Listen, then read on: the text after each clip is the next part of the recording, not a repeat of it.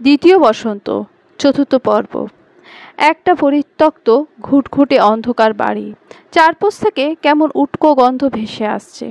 একটা কাঠের ঘর, ঘরে কোনো জানলা নেই, গা চিড়বিড়ে ভ্যাপসা গরম। কে যেন এই বন্ধ ঘরের ভেতরে সুপ্তিকে আটকে রেখেছে, হাত পা বাঁধা।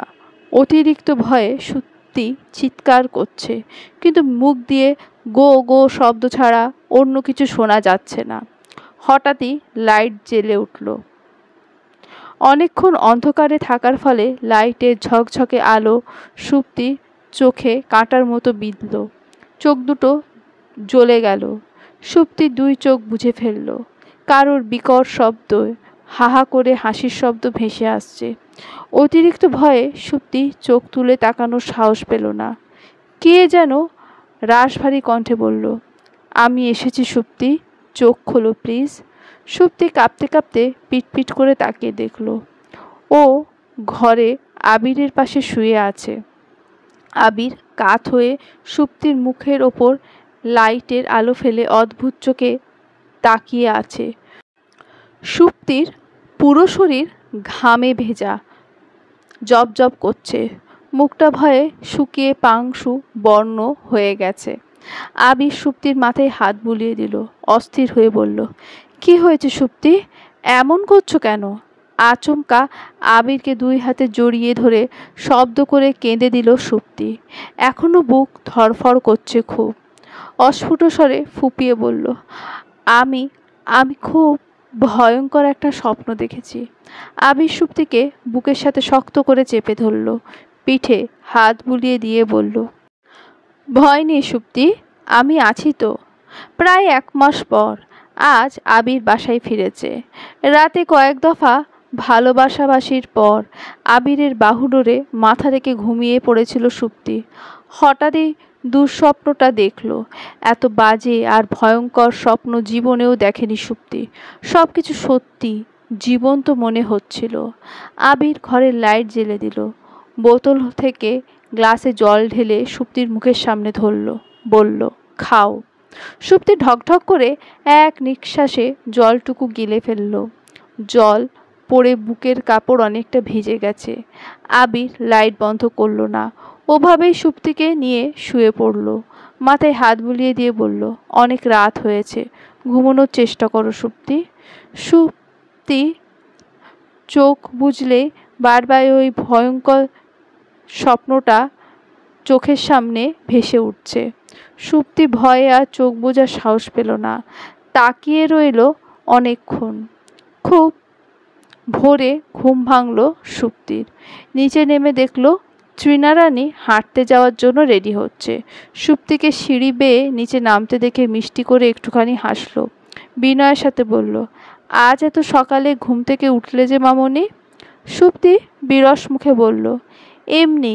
আপনি কি হাঁটতে যাচ্ছেন মা? হ্যাঁ মামনি, আমিও যাব। বেশ, চলো তবে। তৃণারানী জোরে জোরে হাঁটার অভ্যাস। সুপ্তি শাশুড়ির পায়ে পা মিলিয়ে হাঁটতে পারছে না, হিমশিম খেয়ে বারবার পেছনে পড়ে যাচ্ছে। ক্লান্ত হয়ে একটা বেঞ্চে পা তুলে বসে পড়ল সুপ্তি।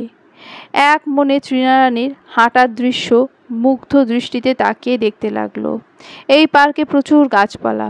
ভোরের ঝিরিঝিরি বাতাস গায়ে মেখে বসে থাকতে মন্দ লাগছে না। তৃণারানী অনেকক্ষণ হেঁটে এসে সুপ্তির পাশে বসলো, বলল, গল্প শুনবে সুপ্তি? সুপ্তি অবাক চোখে শাশুড়ি মায়ের মুখের দিকে তাকালো, বলল, শুনবো মা। তৃণারানী বলতে শুরু করলো, আবিরের বাবা কাকা পিসিরা ছিল মোট 11 জন ভাই বোন। আমি যখন ওদের সংসারে বড় বউ হয়ে আসি তখন 51বর্তী পরিবার। সারাক্ষণ বাড়িতে হই হুল্লোড়, পুজো পার্বণ উৎসব লেগেই থাকতো। প্রতিদিন বাড়িতে 30-35 জন মানুষের রান্না হতো। 30 জন মানুষ 3 বেলা খেলে 90 জন মানুষের রান্না করা লাগতো। আমি যখন নতুন নতুন বিয়ে হয়ে এলাম, আবিরের বাবা তারও বহু বছর আগে থেকেই ঢাকায় সোনার দোকান। তো মানুষটা 1 মাস 2 মাস পর পর বাড়ি আসতো। এত বড় পরিবার, কোনো কিছুর অভাব নেই, অথচ সবার শেষে খেতে গেলে হয় ভাত থাকতো না, নয়তো তরকারি থাকতো না। সারা দিন এত কাজ করে খিদের জ্বালা সহ্য করতে পারতাম না। লুকিয়ে লুকিয়ে কাঁদতাম। কত বড় বড় মাছ, বছর বছর মাংসের পিসগুলো এই হাতে নেড়ে চেড়ে রান্না করছি। রান্না করার সময় কি যে লোভ লাগতো, কিন্তু কখনো ভাগে একটু ভালো মাছ মাংস পাইনি জানো। লজ্জায় কাউকে বলতে পারতাম না। আবিরের আগে আমার আরও দুটো সন্তান হয়েছিল। অপুষ্টিতে ভুগে একটা তো পেটেই মারা গেল, আর একটা জন্মে 3 মাস পর মারা গেল। শুনলে বিশ্বাস করবে না মামুনি, আগে বাচ্চা দুটো পেটে আসার পরও আমাকে কোনোদিন ওরা ভালো খাবার খেতে দেয়নি। বাড়িতে প্রতিদিন দুধ জাল হতো। পোয়াতি মানুষ, প্রথম প্রথম কিছু মুখেই রুচত না। শুধু মনে হতো এক বাটি ঘন দুধের সাথে কলা চটকে ভাত মাখিয়ে নিলে কী যে স্বাদ লাগবে খেতে। মনে হবে অমৃত খাচ্ছি। আহ, ভাবলেই তো জিভে জল এসে যেত। কিন্তু কেউ আমাকে দুধ খেতে দেয়নি। শুধু বলতো, এত ভালো মন্দ খেলেই পেটের বাচ্চা বড় হয়ে যাবে। সব সময় ভর্তা ভাত কপালে জুটত। রোজ রোজ ভর্তা ভাত খেতে কার ভালো লাগে তুমিই বলো। উপায় নেই, তবুও খেতে হতো। কী করব, অতিরিক্ত কাজ করতে করতে খিদেই পেট চুচু করতো যে। পরপর দুটো বাচ্চা হারিয়ে আমি পাগল প্রায় হয়ে গেছিলাম।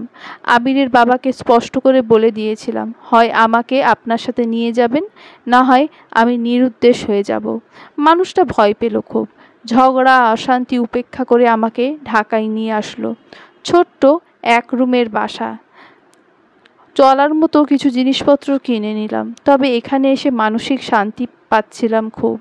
মন যা চাইতো অল্প হলেও খেতে পারতাম। তারপর আবির পেটে এলো। আমার ছেলেটা আমাদের জীবনে সৌভাগ্য নিয়ে এলো। ব্যবসা যেন সোনার ফলে উঠল। চোখের পলকে লটারি জিতে ছোট দোকান বড় করে ফেললো আবিরের বাবা।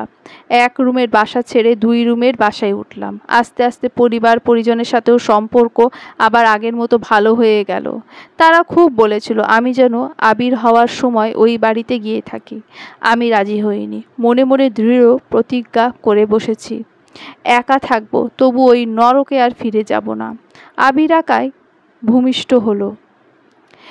শুধু নাড় কাটার জন্য একজনকে ডেকে আনা হয়েছিল। আমার ওই ছেলেটা অনেক লক্ষ্মী শক্তি। এই ছেলেটা বড় হওয়ার সাথে সাথে আমাদের পুরো জীবনধারা পাল্টে গেল। আবির কখনো আমার কথার অবাধ্য হয়নি। কত শখ করে মেয়ে খুঁজে এনে বিয়ে দিলাম। ছেলেটা এক বাক্যে রাজি হয়ে গেল। বন্ধ ঘরে ওদের কত অশান্তি ঝগড়াঝাটি হয়েছে। কখনো আবির আমাকে নিজে থেকে মুখ ফুটে বলেনি, কিন্তু আমি তো মা। ছেলের মলিন মুখ দেখেই বুঝতাম কিছু একটা ঠিক নেই। তারপর একদিন ওই ডাইনিটা আমাদের সব কিছু চুরি করে নিয়ে পালিয়ে গেল। সেদিন সত্যিই আমি হাঁফ ছেড়ে বেঁচেছিলাম। আপদ নিজে থেকেই বিদায় হয়েছে। ছেলের জীবন নষ্ট করার জন্য ভেতরে ভেতরে খুব অপরাধী বোধে ভুগতাম। তারপর একদিন তোমাকে দেখলাম। এক দেখাই তোমাকে ভালো লেগে গেল, কিন্তু ছেলেকে বলার সাহস পাইনি। তবে আবিরের চোখেও তোমার প্রতি অন্যরকম ভালো লাগা কাজ করেছিল। ওর চোখ মুখ দেখলেই টের পেতাম। একদিন বলেই বসলাম।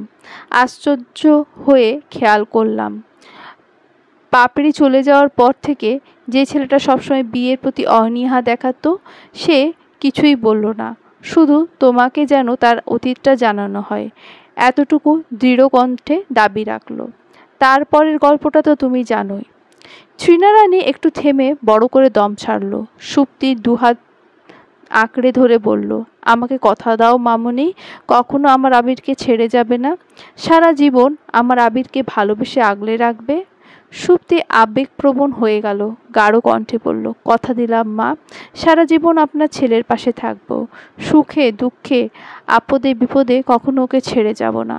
তৃণারানী সুপ্তিকে এক হাতে জড়িয়ে ধরল, বলল, আমি জানতাম মা, দেরি হলেও আমার আবিরের জন্য পৃথিবীতে শ্রেষ্ঠ মেয়েটাকেই খুঁজে পেয়েছি। ওকে তুমি একটা চিমটি ভালোবাসা দিয়ে দেখো, বিনিময়ে ও তোমাকে এক পৃথিবী সমান ভালোবাসা দেবে। শাশুড়ি মেয়ের কথা শুনে সুপ্তির মনটা প্রশান্তিতে ভরে গেল। সত্যি এই যুগে এত ভালো মনের শাশুড়ি পাওয়া ভাগ্যের ব্যাপার। তৃণারানী উঠে দাঁড়ালো, বলল, অনেক বেলা হয়ে গেছে সুপ্তি, চলো এবার বাড়ি ফেরা যাক। আবির ড্রয়িং রুমে বসে এক মনে চা খাচ্ছিল। শাশুড়ি বৌমাকে একসাথে বাসায় ঢুকতে দেখে ঠোঁটের কোণে হাসি ফুটে উঠল। বলল, বাহ, তুমিও হাঁটতে গেছিলে সুপ্তি? হাত মুখ ধুয়ে খেতে আসো, আমার খিদে লাগছে। তাছাড়া অনেক দিন শোরুম যাওয়া হয় না, আজ একবার যাব। ওরা কথা বলতে বলতে আবিরের বাবাও চলে এলো। তারপর একসাথে চারজন বসে খেতে শুরু করলো। খাওয়ার সময় তৃণারানী সুপ্তির পাতে এটা সেটা তুলে দিল। সুপ্তি অস্থির হয়ে বলল, এত খাবার দেবেন না মা, আমি খেতে পারবো না। বেশি খাবার দেখলে আমার পেট ভরে যায়। তৃণারানী স্মিত হেসে বলল, খাও সুপ্তি, না হলে আমার মতো পরে সারা জীবন আফসোস করবে। একটা সময় খাওয়ার জন্য জিভে জল এসে যেত, এখন কত খাবার সামনে থাকে অথচ ডায়াবেটিসের জন্য মন চাইলেও খেতে পারি না। আহারে, সুপ্তির মনটা খারাপ হয়ে গেল। অলস দুপুর, শুয়ে থাকতে ভালো লাগছে না। সমরেশ মজুমদারের সাতকাহন বইটা টেনে নিল সুপ্তি। প্রথম পড়েছিল ক্লাস 10-এ থাকতে, পাঠ্য বইয়ের ভেতরে বইটা রেখে, লুকিয়ে লুকিয়ে। সে কি টান টান উত্তেজনা, রাতে ঘুম হয় না। পরে কি হবে ভাবতে ভাবতে বাটন ফোনে ফ্ল্যাশ জেলে চুপি চুপি 1 পাতা 2 পাতা করে পড়ে সুপ্তি। তারপর অনেকবার বইটা পড়া হয়েছে, ভালো লাগে, কিন্তু প্রথমবারের মতো অতটা উত্তেজনা আর কাজ করেনি। তবে খুব প্রিয় একটা বই। বই পড়তে পড়তে গল্পের ভেতরে ঢুকে গেল সুপ্তি। সেই সাথে মাথা থেকে সেই বাজে স্বপ্নটাও কখন যেন ফুরুত করে বেরিয়ে গেল। আবির এলো পড়ন্ত বিকেলে, এসেই খাটে গড়িয়ে পড়ল। সুপ্তির হাত থেকে বইটা টেনে নিয়ে খাটের একপাশে নামিয়ে রেখে সুপ্তিকে বুকে টেনে নিল। আবিরের বুকে ছোট ছোট লোম। সুপ্তি আবিরের বুকে মুখ ডুবিয়ে দিতেই লোমগুলো আলতো স্পর্শে গা শিরশির করে উঠল। আবির বলল, আমরা পরশু হানিমুনে যাব। সুপ্তি মাথা তুলে তাকালো, বলল, কোথায়? জফলং যাব। দীপ্তি যেতে চাইলো যে। নো টেনশন, ওরাও যাবে। ও ভালো। মাঝখানে একটা দিন হাতে পেল ওরা, সারাদিন শপিং করেই কাটালো। তারপর দিন দুই জুটি একসাথে সিলেটের উদ্দেশ্যে রাত 12টার দিকে রওনা হলো। সাথে অবশ্য ড্রাইভার নিয়েছিল আবির। 6 সিটের গাড়ি, ড্রাইভারের পাশের সিটটা খালিই পড়ে রইল। আবির সুপ্তি মাঝের সিটে বসলো আর সৌভিক দীপ্তি পেছনের সিটে বসলো। ঢাকার রোড ছেড়ে যেতেই ভেতরের লাইট বন্ধ করে সুপ্তিকে হাত বাড়িয়ে কাছে টেনে নিল আবির। এই অন্ধকার রাত, কারোর ঘন ঘন নিঃশ্বাসের শব্দ, মেয়েলি পারফিউমের মাতাল করা ঘ্রাণ সৌভিকের সহ্য হলো না। মাথার ভেতর কি যেন কুটকুট করে কামড়ে ধরল। আচমকা দীপ্তির বুকে মাংসপেশিতে হাত রাখল সৌভিক। দীপ্তি ভয়ে আঁতকে উঠল, গলা শুকিয়ে কাঠ। সৌভিক নিচু কণ্ঠে ফিসফিস করে বলল, আমি। সৌভিকের মতিগতি একটুও ভালো লাগলো না দীপ্তির, কিন্তু কাউকে মনের কথা মুখ ফুটে বলতে পারে না। সৌভিকের হাতের চাপ ধীরে ধীরে বাড়ল। দীপ্তি ব্যথায় কুঁকড়ে গেল, ভয়ে 2 চোখ বুজে ফেলল। সেই সাথে চোখ দিয়ে 2 ফোঁটা জলও গড়িয়ে পড়ল বোধহয়। সাধারণত ঢাকা থেকে সিলেট যেতে 8-9 ঘন্টা সময় লাগে। যেহেতু রাতের রোড ফাঁকা থাকে, ওরা 1 ঘন্টা আগেই সকাল 7টার দিকে গন্তব্যে পৌঁছে গেল। দিনের আলো ফুটে গেছে অনেক আগেই। ওরা 4 জনে প্রথমে গিয়ে উঠল আগে থেকে বুকিং দেওয়া জৈন্তিয়া হিল রিসর্টে। ধাপে ধাপে 1 তলা 2 তলা টিনের চাল দেওয়া, সুন্দর কারুকার্য করা সারি সারি ঘর, ঘরে কাঠের রেলিং দেওয়া বারান্দা। দাঁড়ালে ভারতীয় সীমান্তের পাহাড় আর ঝর্ণা দেখা মেলে। নিচে বিস্তৃত সবুজ সমতল। সীমান্ত ঘেঁষা এই রিসর্টের অবস্থান সিলেট শহর থেকে জাফলং যাওয়ার পথে। হাতের ডানে। আবির সুপ্তিকে নিয়ে একটা ঘরে চলে গেল। তারপর ভেতর থেকে আস্তে করে দরজা বন্ধ করে দিল। সৌভিকের মনটা তিক্ততায় ভরে গেল। অন্য ঘরে একটুও যেতে ইচ্ছে করলো না। আজকাল কি হয়েছে কে জানে, শুধু সুপ্তির আশেপাশে থাকতে ইচ্ছে করে। অনিচ্ছা সত্ত্বেও দীপ্তিকে নিয়ে অন্য একটা ঘরে চলে গেল সৌভিক। সারা রাত গাড়িতে বসে থাকার ফলে সুপ্তির পা দুটো ঝিম লেগে আছে। বিলাসবহুল রিসর্টে নরম তুলতুলে পরিষ্কার খাটে আরাম করে শুয়ে পড়ল সুপ্তি। আবিরও ব্যাগটা নিচে নামিয়ে রেখে খাটে গড়িয়ে পড়ল। হাত বাড়িয়ে সুপ্তিকে কাছে টেনে নিল। সুপ্তির পেটে সুড়সুড়ি দিতেই সুপ্তি খিলখিলিয়ে হেসে উঠল। অতিরিক্ত হাসতে হাসতে চোখের কোণে জল জমল। আবিরের হাতটা দুহাতে চেপে ধরে মরিয়া হয়ে বলল, প্লিজ আর না, হাসতে হাসতে পেট ফেটে মরেই যাব। আবির সুপ্তির পেটে মুখ গুজল। সুপ্তি আবিরের চুলগুলো টেনে ধরে বলল, কি হলো? আবির চোখ তুলে তাকালো। চোখ দুটো লাল টুকটুকে হয়ে গেছে।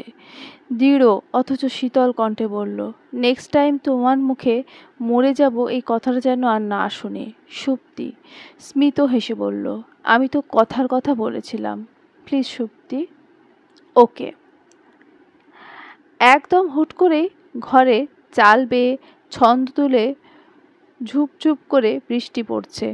আবির সুপ্তিকে পাজা কোলে করে দোতলার ব্যালকনিতে নিয়ে গেল। সুপ্তিকে নামিয়ে দিয়ে সুপ্তির পেছনে গা ঘেঁষে দাঁড়িয়ে সুপ্তির কোমর জড়িয়ে ধরল। অজানা শিহরণে কেঁপে কেঁপে উঠল সুপ্তি। ঝুম বৃষ্টির ছাট এসে ওদের বারংবার ভিজিয়ে দিয়ে যাচ্ছে। আবিরের চিবুক সুপ্তির উন্মুক্ত কাঁধে রাখল। দুজনে নিঃশ্বাসই ভারী হয়ে এলো। আবির নেশা জড়ানো কণ্ঠে বলল, তোমার সাথে আমার প্রথম দেখা হয়েছিল কোনো এক ঝুম বৃষ্টির রাতে। আমি এক মনে গান গাইছিলাম। তুমি বোধহয় ভুল করে আমার ঘরে ঢুকে লুকিয়ে লুকিয়ে মুগ্ধ হয়ে আমার গান শুনছিলে। আমাদের প্রথম দেখা, প্রথম কথা বলা, লেকের পাড়ে ঘুরতে গিয়ে প্রথম আমার চোখে মুখে তোমার চুলে স্পর্শ লাগা, সব কিছু আজও কত প্রখরভাবে অনুভব করি আমি। একবারও কি ভেবেছিলাম সেই যোজন যোজন দূরে তুমিটা আমার এত কাছে, এত প্রিয়জন হয়ে যাবে, যাকে হাত বাড়ালেই ছোঁয়া যায়, গভীর রাতে যার বুকে মাথা রেখে উত্তপ্ত নিঃশ্বাসের শব্দ শোনা যায়, মন ভরে আদর করা যায়, আর অনেক অনেক ভালোবাসা যায়। তুমি আমার জীবনে ভুল করে আসা দ্বিতীয় অপশন নও সুপ্তি। তুমি আমার ছন্ন ছাড়া এলোমেলো জীবনে আমাকে সুখের সাগরে ভাসিয়ে দিতে হঠাৎ আসা দ্বিতীয় বসন্ত। আমি তোমায় অনেক ভালোবাসি সুপ্তি। সুপ্তি ঘুরে দাঁড়িয়ে আবিরকে আষ্টেপৃষ্ঠে জড়িয়ে ধরল। আবিরের বুকে মুখ ঘষে আদুরে কণ্ঠ বলল, মিথ্যা কথা, এত তাড়াতাড়ি ভালোবাসা হয় না। সুপ্তির সুন্দর স্নিগ্ধ মায়াবী মুখখানি আজলাই তুলে ধরল আবির। সুপ্তির মুখের দিকে ঘোর লাগা দৃষ্টিতে কতক্ষণ তাকিয়ে রইল। এক হাত বাড়িয়ে বৃষ্টির জল মুঠোয় পুরে নিল আবির। তারপর সুপ্তির চোখে মুখে বৃষ্টির স্বচ্ছ জলটুকু ঢেলে দিল। আবেশে চোখ বুজে ফেলল সুপ্তি। গায়ের ভেতর শিরশিরে অনুভূতি। জলে ছোট ছোট কণা সুপ্তির গাল বেয়ে গলা, গলা বেয়ে বুক চুইয়ে চুইয়ে পড়ছে। আবির এক হাত দিয়ে সুপ্তির কোমর শক্ত করে চেপে ধরল, অন্য হাত দিয়ে ঘাড়ের পেছনে ধরে মুখ বাড়িয়ে সুপ্তির কাপা কাপা অধরে অধর রাখল। ধীরে ধীরে টেনে নিল সুপ্তির অধরের গভীরে লুকিয়ে থাকা অমৃত সুধা। আবিরদের সামনের রিসর্টে সৌভিক দীপ্তিকে নিয়ে উঠেছে। রিসর্ট দুটো পাশাপাশি হওয়াতে জানলা দিয়ে আবিরদের ব্যালকনি দৃশ্য স্পষ্ট দেখা যায়। সুপ্তিকে মরিয়া হয়ে চুম্বন করার দৃশ্য সৌভিক খুব মনোযোগ দিয়ে দেখল, আর ভেতরে ভেতরে রাগে দুঃখে ক্ষোভে ফেটে পড়ল। প্রয়াসীকে অন্য কেউ চুমু খাচ্ছে, এই দৃশ্য নিজে চোখে দেখার পর কিছুতেই ঠিক থাকা যায় না, সহ্য করাও যায় না। সৌভিকের মাথায় আগুন ধরে গেল। সারা ঘর দাপিয়ে বেড়ালো, ঘাড়ে হাত চেপে ধরে বার কয়েক মাথা ঘোরালো, না না, তবুও শান্ত করতে পারছে না কিছুতেই মনকে। দীপ্তি এসেই কাঁথা মুড়ি দিয়ে শুয়ে পড়েছে। সৌভিকের বুকের ভেতর অসহ্য যন্ত্রণা হচ্ছে। এই যন্ত্রণা কি দিয়ে কমাবে সৌভিক? অবাধ্য বেহায়া চোখ দুটো আবারও জানলার ফাঁক গলে ওদের ব্যালকনিতে চলে গেল। আবির এখনো জোকের মতো সুপ্তির ঠোঁটজোড়া চুষে যাচ্ছে। এর চেয়ে ভালো ভদ্র ভাষা আর সৌভিকের মাথায় এলো না। মানুষ রেগে গেলে এর চেয়েও বাজে কুৎসিত ভাষা মনে মনে বলে বোধহয়। সৌভিক আচমকা ঝাঁপিয়ে পড়ল দীপ্তির ওপর। দীপ্তির ঘুম ছুটে গেল। সৌভিকের হিংস্রতা ভরা চোখ মুখ দেখে অতিরিক্ত ভয়ে থরথর করে কাঁপছে মেয়েটা। মুখ দিয়ে কোনো শব্দ করার আগেই সৌভিক দীপ্তির ঠোঁটে ঠোঁট রাখল।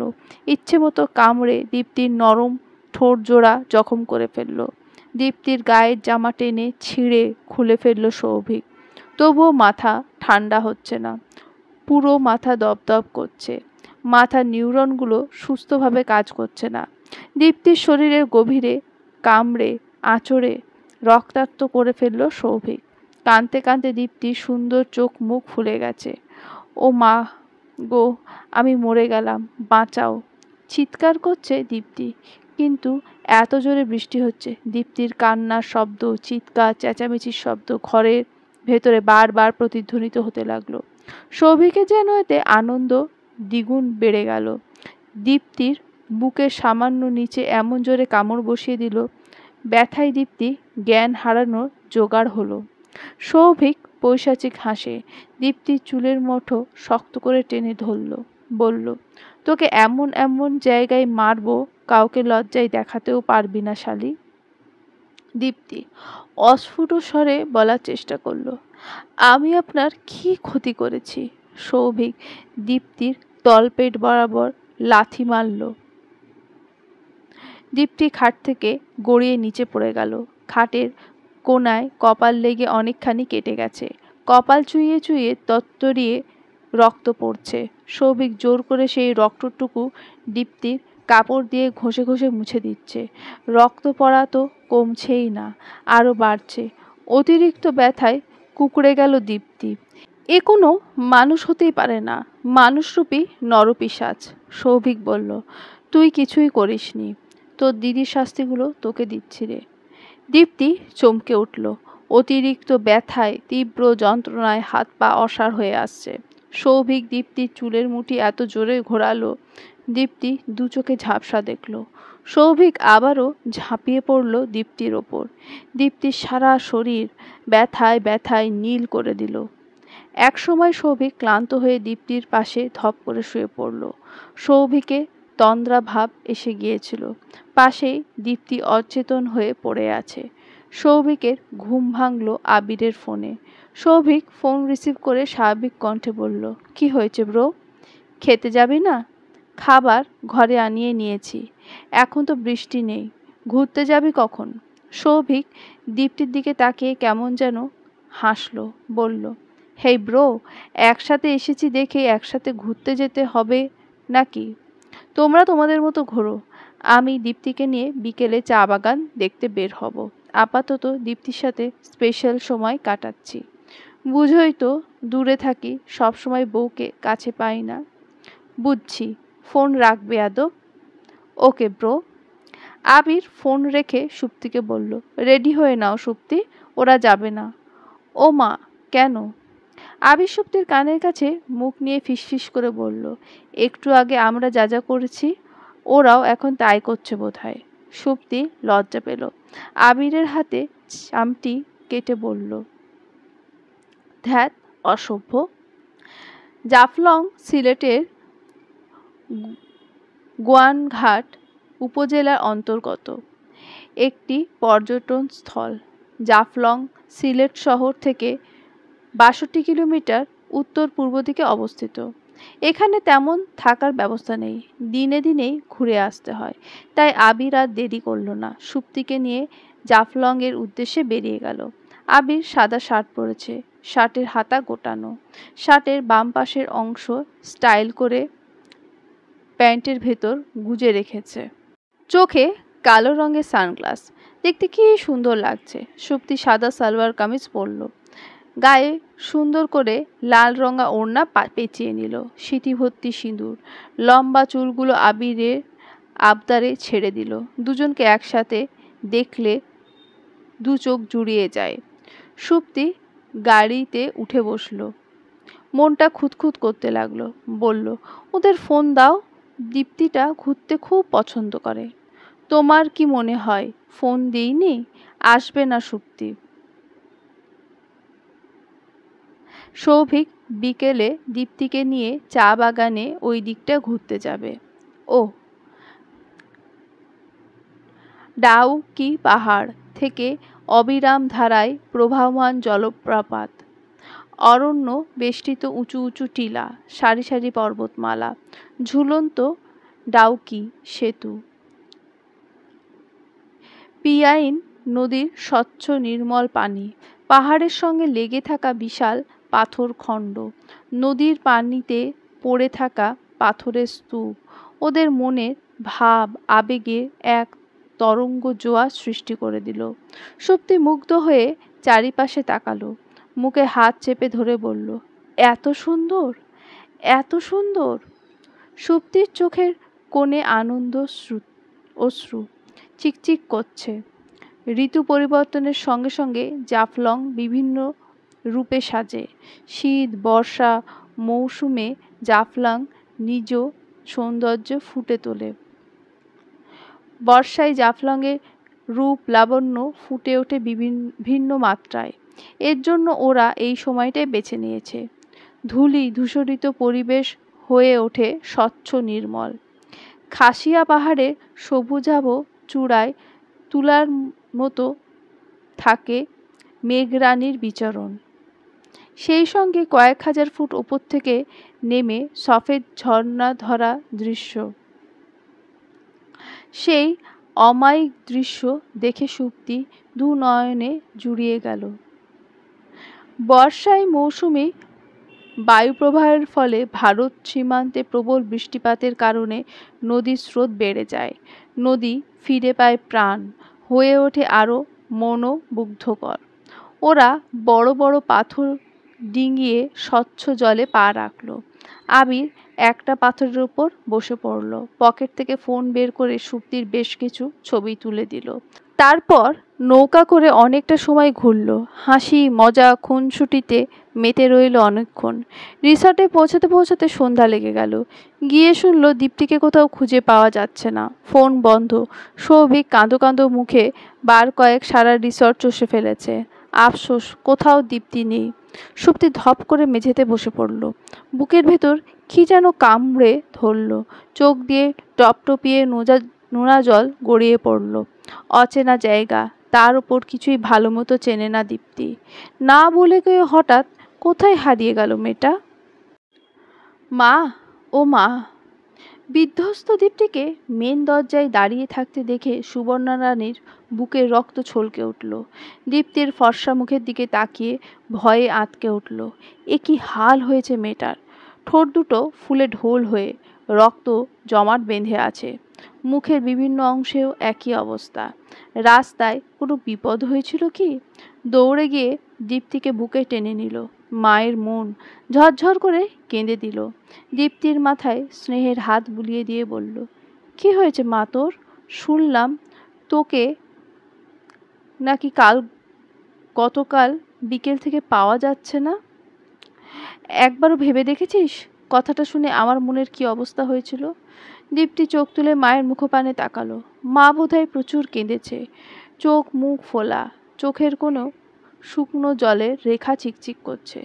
দীপ্তি ক্লান্ত কণ্ঠে বলবো মা, সব বলবো। গতকাল থেকে আমি অভুক্ত, আমাকে আগে কিছু খেতে দাও, খিদে পেট জ্বলে যাচ্ছে গো মা। হ্যাঁ হ্যাঁ, যা হাত মুখ ধুয়ে আয়, আমি খাবার দিচ্ছি। দীপ্তি খোঁড়াতে খোঁড়াতে নিজের ঘরে চলে গেল। স্নান করতে গিয়ে টের পেল কে যেন শরীরে লঙ্কা ঢেলে দিয়েছে। শরীরে কাটা ছেঁড়া অঙ্গে জল পড়লে অসহ্য ব্যথায় কুঁকড়ে যাচ্ছে দীপ্তি। কাঁদতে কাঁদতে অনেক কষ্টে স্নান করলো মেয়েটা। দীপ্তির সবগুলো জামা টাইট করে বানানো, এত টাইট জামা পরতেও হাঁসফাঁস লাগছে। সুপ্তির একটা পুরনো রংচটা ঢিলেঢালা জামা পরল দীপ্তি। এবার একটু আরাম লাগছে। স্নান সেরে মাথা মুছতে গিয়ে টের পেল চুলের গোড়ায় অসহ্য যন্ত্রণা করছে। মাথা ব্যথায় ফেটে যাচ্ছে। দীপ্তি ডুকরে কেঁদে উঠল চোখের জল মুছতে মুছতে।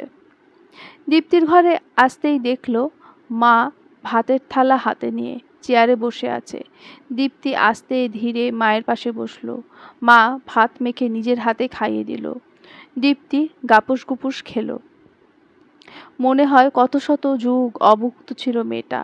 সুবর্ণা রানী এক হাত দিয়ে চোখের জল মুছে আর এক হাত দিয়ে মেয়েকে ভাত খাইয়ে দেয়। প্লেটের ভাত শেষ হতেই বলল, আর একটু ভাত দেবো মা? দীপ্তি ধীর কণ্ঠে বলল, দাও মা। কয়েক গাল ভাত খেয়ে 2 গ্লাস জল পান করতেই পেট ভরে গেল দীপ্তির। মুখ সরিয়ে নিয়ে বলল, আর খেতে ইচ্ছে করছে না মা, পেট ভরে গেছে। আচ্ছা। মা ভাতের এঁটো প্লেট নিচে নামিয়ে রেখে হাত ধুয়ে দীপ্তির মুখোমুখি বসলো। বলল, এবার বল কি হয়েছে তোর? কাউকে কিছু না বলে একা একা চলে এসেছিস কেন? জায়গাটা অচেনা, যদি তোর বড় কোনো বিপদ হতো? দীপ্তি বিষণ্ণ কণ্ঠে বলল, বিপদ নিয়েই তো এতদিন সংসার করেছি মা, নতুন করে আর কি বিপদ হবে? সুবর্ণা রানী চমকে উঠল, ভীতু কণ্ঠে বলল, কি হয়েছে তোর? এমন কথা বলছিস কেন? দীপ্তি হাসল, মলিন হাসি। বলল, আজ সব কথা বলবো তোমাকে। এতদিন কথাগুলো মনের ভেতর চেপে রেখে আমি বড্ড ক্লান্ত হয়ে গেছি মা। দীপ্তি ধীর পায়ে উঠে গিয়ে ভেতর থেকে দরজা বন্ধ করে দিয়ে এলো। তারপর গা থেকে এক টানে কাবিজটা খুলে ফেলল। সুবর্ণা রানী দীপ্তির কাণ্ড দেখে লজ্জায় অন্যদিকে তাকালো। দীপ্তির চোখের কোণে জল চিকচিক করছে। মলিন হেসে বলল, অন্যদিকে তাকিও না মা, আমার শরীরের দিকে একবার ভালো করে তাকিয়ে দেখো। সুবর্ণা রানী চোখ তুলে মেয়ের দিকে ভালো করে তাকিয়ে ভয়ে আঁতকে উঠল। মেয়েটার ফর্সা শরীরে এত আঁচড় কামড়ের দাগ কেন? সারা শরীরে রক্ত জমাট বেঁধেছে। এত ক্ষত, শরীরে সুই ফেলার তিল পরিমাণ জায়গা নেই। সুবর্ণা রানী মেয়েকে জড়িয়ে ধরে মুখে আঁচল চেপে ধরলেন। শব্দ করে কেঁদে দিল। অস্ফুট স্বরে বলল, তোর এই অবস্থা কে করেছে? কেন মা, তোমাদের সুপাত্র জামাই ছাড়া আর কে করবে? তারা তোমার বড় মেয়েকে রিজেক্ট করে ছোট মেয়েকে বিয়ে করার আবদার রাখলো। আর তোমরাও নির্লজ্জের মতো 5 তলা বাড়ি, ছেলের দামি চাকরি দেখে লোভ সামলাতে পারলে না। ছেলের স্বভাব চরিত্র কেমন ভালো করে খোঁজ খবর না নিয়েই আমাকে বিয়ে দিয়ে দিলে। এখন কাঁদছো কেন মা? সুবর্ণা রানীর মুখটা শুকিয়ে পাংশু বর্ণ হয়ে গেল। বলল, ছি ছি, সৌভিক এতটা খারাপ? ওর এত নোংরা মন মানসিকতা? তুমি এখন ছিছি করছো মা? বৌভাতের রাতে তোমাদের সুপাত্র জামাই কি করেছিল জানো? অতিরিক্ত উত্তেজনায় আমার যৌনাঙ্গ ছিঁড়ে ফেলেছিল। বেশি না মা, মাত্র 4-5টা সেলাই লেগেছে আর 2 ব্যাগ রক্ত লেগেছে। 4 দিন আমি হসপিটালে ভর্তি ছিলাম। ভয়ে সুবর্ণা রানীর গলা শুকিয়ে গেল। কি বলে মেয়ে? এও কি সম্ভব? দীপ্তি চোখের জল মুছে বলল, বিশ্বাস হচ্ছে না তাই না মা? দেখবে তুমি, এখনো সেলাইয়ের দাগগুলো স্পষ্ট বোঝা যায়। কিন্তু তুই আমাদের এসব কথা আগে কেন জানাসনি? আর আরও আগে কেন চলে আসলি না? কি করে আসতাম মা? আমি চলে এলে যে দিদির ভালো ঘরে বিয়ে হতো না। এমনিতেই আমার জন্য ওর বিয়ে ভেঙে গেছে। তুমি ওকে ভাইয়ের মেয়ে ভাবতেই পারো, কিন্তু আমি তো ছোটবেলা থেকেই জানি ও আমার মায়ের পেটের আপন বোন। কখনো দিদিকে অন্য নজরে দেখিনি। সুবর্ণা রানীর এত রাগ হচ্ছে, কিন্তু রাগটা কার উপর হচ্ছে ঠিক বুঝতে পারছে না। আহারে, তার ফুলের মতো নিষ্পাপ মেয়েটার একই হাল করেছে অমানুষটা। দীপ্তি বলল, মানুষটা তখন আমাকে পছন্দ করে বিয়ে করলো, এখন আবার বলে সে নাকি দিদিকে ভালোবাসে। দিদির ওপর প্রতিশোধ নিতেই আজ আবারও আমার ওপর অমানবিক অত্যাচার করেছে। এটা কোনো যুক্তিযুক্ত কথা হলো মা? তুমিই বলো। ঘৃণায় সুবর্ণা রানীর গা রিরি করে উঠল। ছি, সুন্দর মুখের আড়ালে এত কুৎসিত ভয়ঙ্কর মন মানসিকতা লুকিয়ে আছে। সুবর্ণা রানী রাগে কাঁপতে কাঁপতে বলল, আমি আমি ওদের নামে মামলা দেব। আমার মেয়েটার একই হাল করেছে, সবাইকে এর জবাব দিতে হবে। কোনো দরকার নেই মা, শুধু শুধু দিদির সংসারে অশান্তি হবে। সুবর্ণা রানী রাগে ফুসফুস করছে, চোখে জল মুছে দীপ্তির শরীরে আলতো করে স্নেহের হাত বুলিয়ে দিল। বলল, হোক অশান্তি, তাতে আমার কি? স্বার্থপরের মতো কথা বলো না তো মা। দিদিকে জন্ম না দাও, সেই ছোটবেলা থেকে কোলে পিঠে করে মানুষ তো করেছো।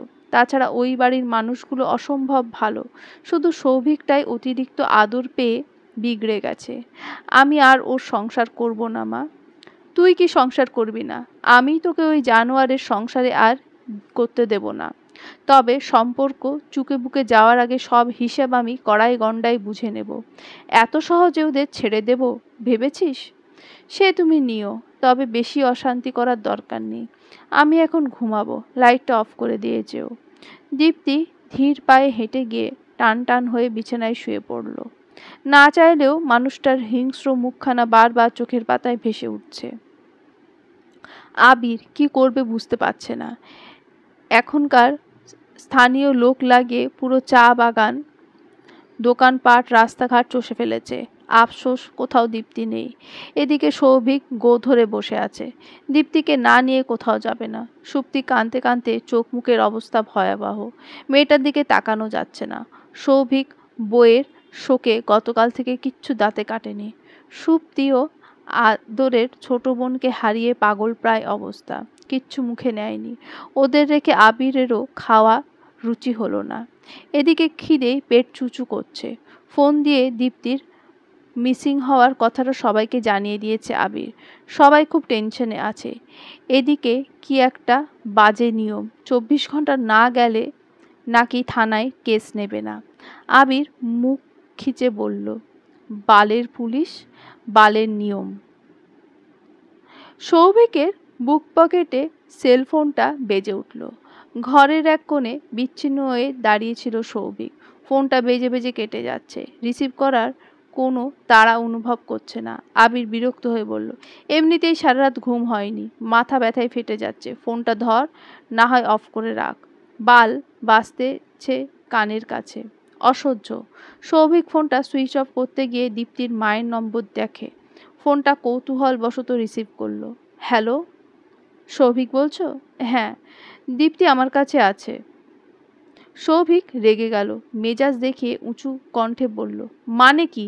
ফাজলামো পাইছেন নাকি? ও আমাদের কাউকে কিছু না বলে দীপ্তি কোন সাহসে কার অনুমতি নিয়ে চলে গেছে? সুবর্ণা রানী ঠান্ডা কণ্ঠে বলল, সেই কৈফিয়ত তো আমি তোমার মতো অমানুষকে দেব না। সৌভিক দমে গেল। দীপ্তি ওর মাকে সব সত্যি বলে দিয়েছে নাকি?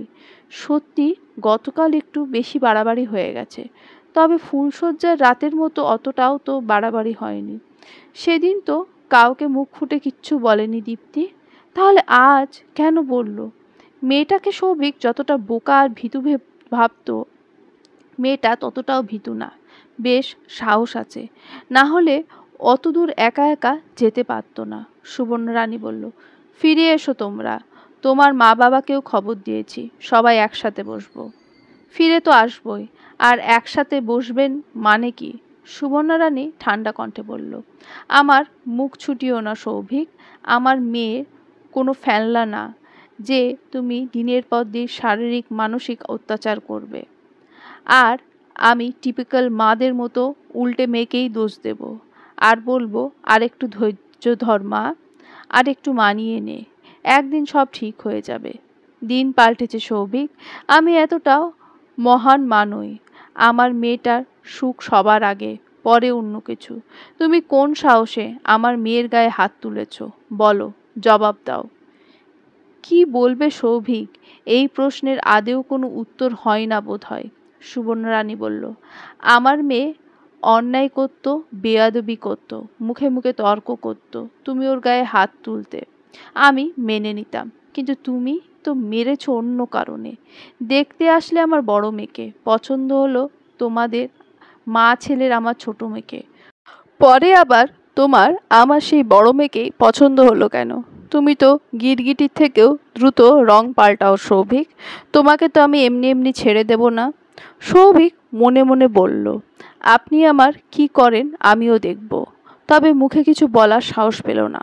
সৌভিক এতটাই কথায় মত্ত ছিল, ফোন যে লাউড স্পিকারে দেওয়া আর পেছনে যে আবির সুপ্তি দাঁড়িয়ে আছে সে খেয়ালই নেই। ওদের দিকে চোখ পড়তেই চমকে উঠল সৌভিক। আবিরের চোখ দুটো অতিরিক্ত রাগে রক্তলাল হয়ে গেছে। সৌভিক হাসার চেষ্টা করলো। আবির তেড়ে গেল। সৌভিকের শার্টের কলার চেপে ধরে চাপা কণ্ঠে বলল, গতকাল দীপ্তির সাথে কি করেছিস তুই? সত্যি করে বল। আর সুপ্তিকে পছন্দ করিস মানে কি? ছি ছি, তোকে আমার নিজের ভাই বলেও পরিচয় দিতে ঘৃণা লাগছে। বিয়ের রাতে দীপ্তিকে তুই শারীরিকভাবে জখম করে হাসপাতালে পাঠিয়েছিলি। আমরা কেউ তোকে কিচ্ছু বলিনি, ভেবেছিলাম নেশাই করেছিস, দেখে ভুল হয়ে গেছে। আজ কিসের অজুহাত দিবি তুই বলতো? গতকাল তো আর নেশা করিসনি। তুই কবে এতটা সাইকো হয়ে গেলি সৌভিক? ছাড় ব্রো, আমাকে যেতে হবে। বাবা ইতিমধ্যেই মেসেজ দিয়ে বলেছে দীপ্তিকে ফিরিয়ে না আনলে আমাকে ত্যায্যপুত্র করবে। আবির হেসে দিল। ইচ্ছা করছে সৌভিককে মেরে মাথা ফাটিয়ে দিকে। অনেক কষ্টে রাগ সংবরণ করলো, তাচ্ছিল্য স্বরে বলল, পাগলের সুখ মনে মনে। এত কিছুর পরও ভাবছিস দীপ্তি তোর কাছে ফিরে আসবে? আমার তো মনে হয় না। সৌভিক দৃঢ় কণ্ঠে বলল, দীপ্তিকে আমার কাছে ফিরে আসতেই হবে। বলেই সৌভিক হন্তদন্ত পায়ে চলে গেল। সৌভিক চলে যেতেই আবির সুপ্তির দিকে তাকিয়ে চমকে উঠল। সুপ্তি চোখে মুখে অবিশ্বাস। সুপ্তি সুপ্তি আবিরকে অবিশ্বাস করছে, কিন্তু কেন? সুপ্তি বুক চিরে দীর্ঘশ্বাস ফেলল।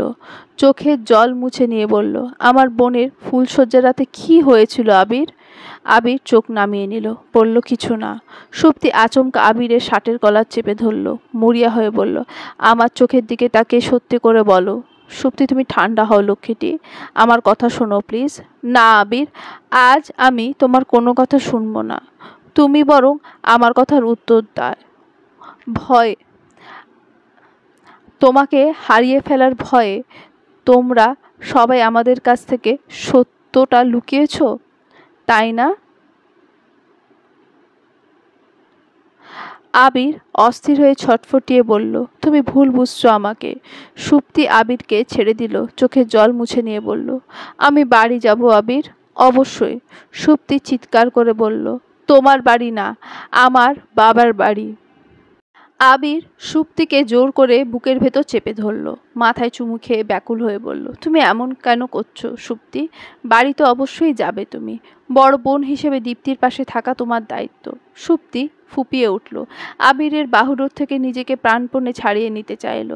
আফসোস আবিরের পুরুষালী শক্তির সাথে পেরে উঠল না। সুপ্তি আবিরের শার্টে চোখের জল মুছে কণ্ঠে তাচ্ছিল্য ফুটিয়ে বলল, এখন তো খুব দায়িত্ববোধ দেখাচ্ছেন আমাকে। তাহলে এই কথাগুলো আমাকে আগে কেন বলেননি? অন্তত আমাদের বিয়ের পরেও তো বলতে পারতেন। ইস, শয়তানটা না জানি বন্ধ করে আমার বোনের সাথে কত অত্যাচার করেছে। আবির অধৈর্য হয়ে বলল, কি করে বলতাম সুপ্তি, যেখানে দীপ্তি তোমাদের কাউকে কিছু জানায়নি? ও কেন এত কষ্ট, এত যন্ত্রণা মুখ বুজে সহ্য করলো? এই প্রশ্নের সঠিক উত্তর সুপ্তির কাছে নেই। সুপ্তি অভিমানে বুঝে আসা কণ্ঠে বলল, দেখি ছাড়ুন আমাকে।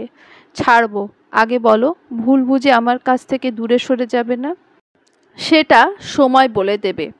আবির মরিয়া হয়ে বলল, সময় না, তোমাকেই বলতে হবে সুপ্তি। ছাড়ুন তো, আমার অসহ্য লাগছে। দুজন গাড়িতে পাশাপাশি বসলো, কারোর মুখেই কথা নেই।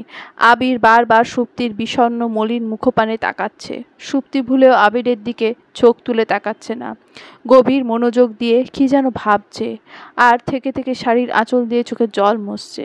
নীরবতা ভেঙে সারাটা রাস্তা আবির কত কথা বলে গেল, সুপ্তিকে সহজ করতে চাইল। সুপ্তির মুখে ভুলেও একটা কথা ফুটল না, যেন কুলুপ এঁটেছে মুখে। আবির বুক চিরে গভীর দীর্ঘশ্বাস ফেলল। আবিরের কপালে বেশি দিন সুখ সহ্য হয় না কেন কে জানে। সুপ্তিকে আবির এতদিন ম্যাচিওর মেয়েই ভাবত।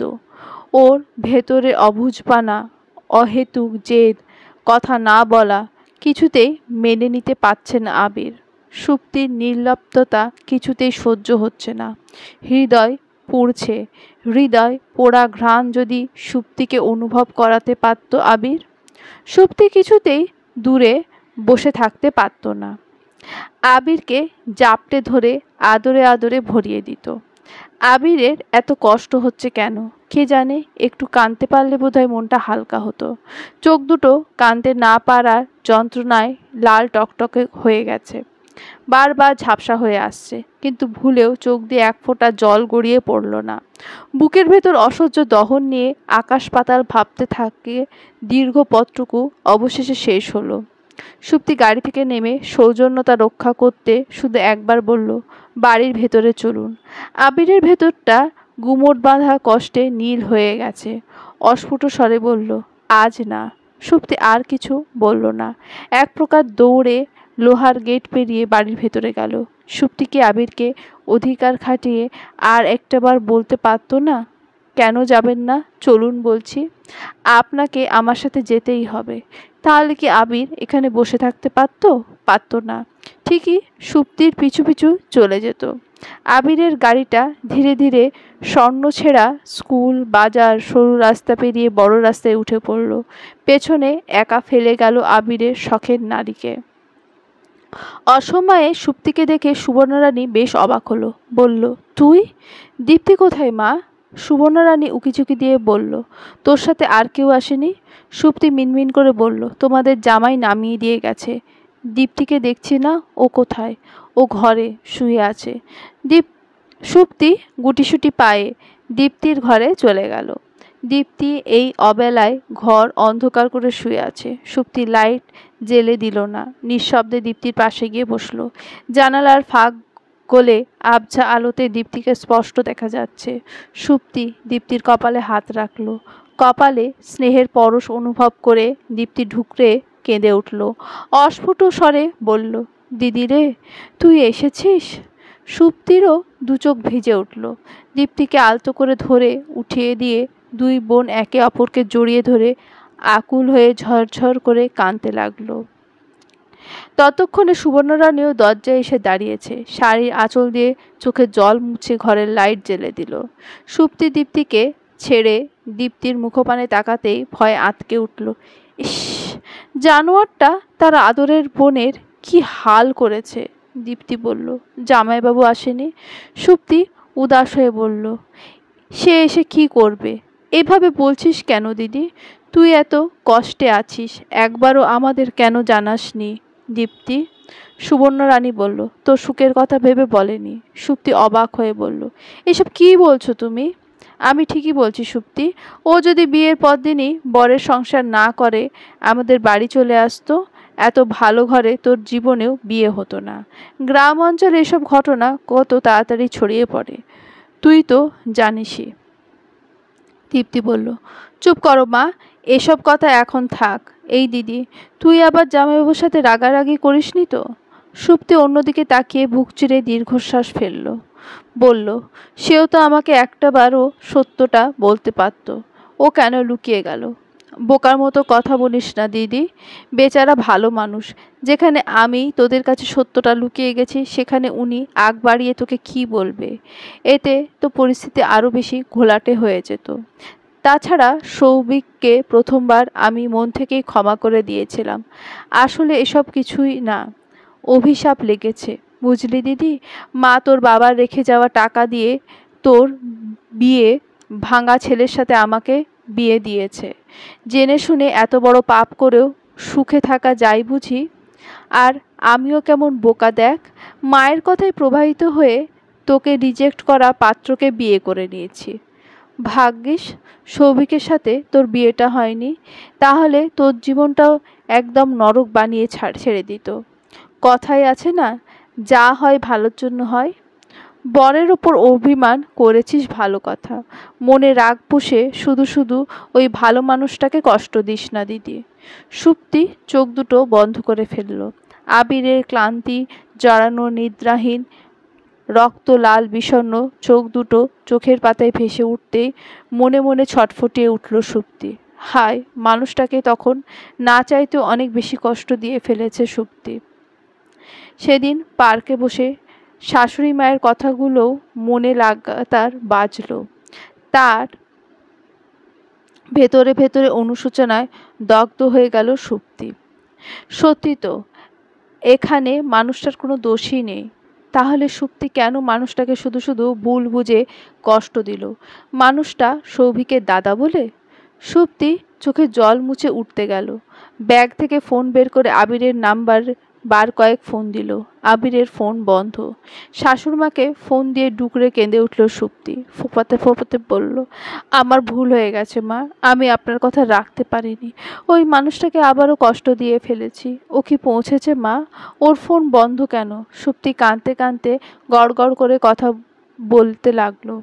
তৃণারানী সুপ্তির কথার আগা মাথা বুঝল না, শুধু বলল, আবির কোথায়? ও তো এখনো বাসায় ফেরেনি। ভয়ে এক শীতল স্রোত সুপ্তির শরীরে বয়ে গেল। এখনো বাসায় যায়নি মানে? এতক্ষণ তো বাসায় চলে যাওয়ার কথা। কোনো বিপদ হলো না তো আবার? আবিরের কিছু হলে সুপ্তি মরেই যাবে। সুপ্তি দৌড়ে ঠাকুর ঘরে চলে গেল। ঠাকুরের সামনে মাথা ঠেকিয়ে কাঁদতে কাঁদতে বলল, মানুষটা যেখানেই থাকুক ভালো থাকে, সুস্থ থাকে যেন। তুমি তাকে দেখে রেখো ঠাকুর। সন্ধ্যা 7টার দিকে সৌভিকের বাবা মা সৌভিক দীপ্তিদের বাসায় এলো। সুবর্ণা রানী আজ আর পাত পেড়ে খাওয়ানোর জন্য অস্থির হলেন না। শুধু ওনাদের সামনে চা বিস্কুট দিল। তারা চায়ের কাপ ছুঁয়েও দেখলে না। নিজের ছেলের অপকর্মের জন্য সৌভিকের বাবার মাথা লজ্জায় কাটা যাচ্ছে।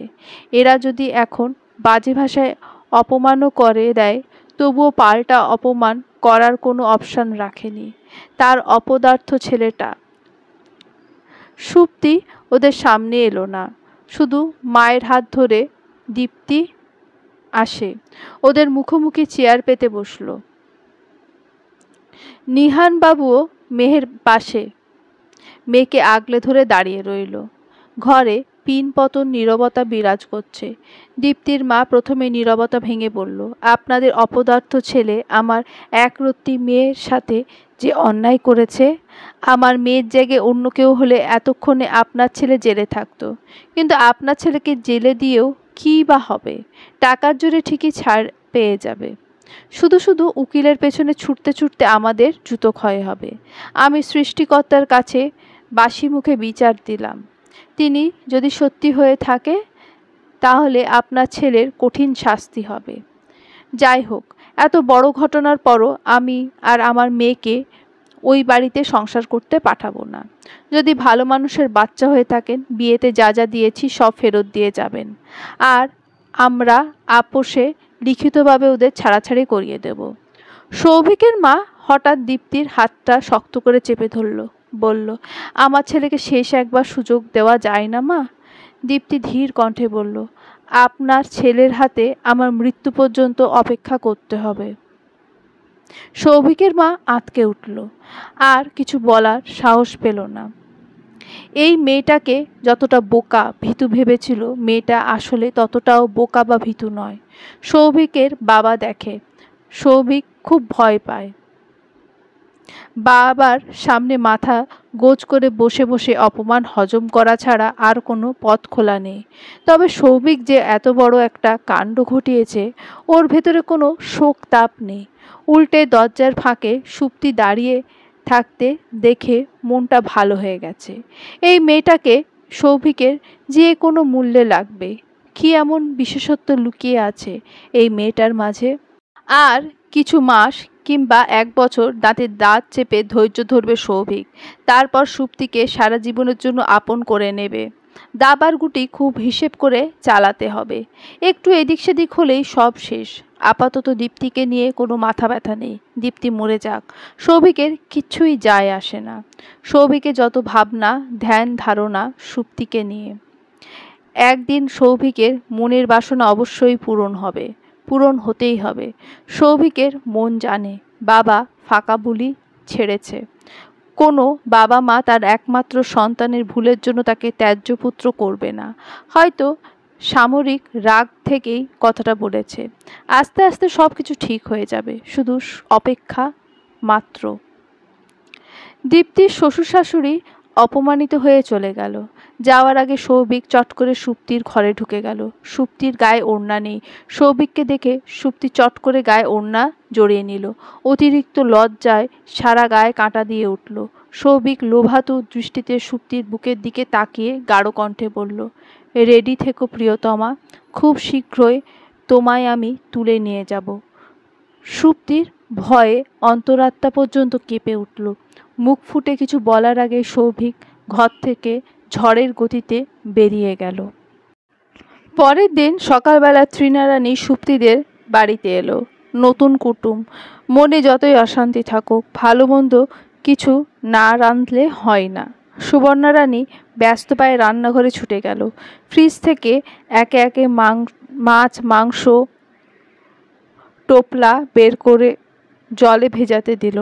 সুপ্তি শুয়েছিল। সারা রাত জেগে থাকার ফলে মাথায় চিনচিনে ব্যথা করছে, চোখ দুটো ফোলা। শাশুড়িকে দেখে তড়িৎ গতিতে শোয়া থেকে উঠে বসল সুপ্তি। মাথায় ওড়না টেনে ঘোমটা দিল। অবাক বিস্ময়ে বাকরুদ্ধ হয়ে বলল, মা আপনি? বসুন প্লিজ, আমি চোখে মুখে জল দিয়ে আসছি।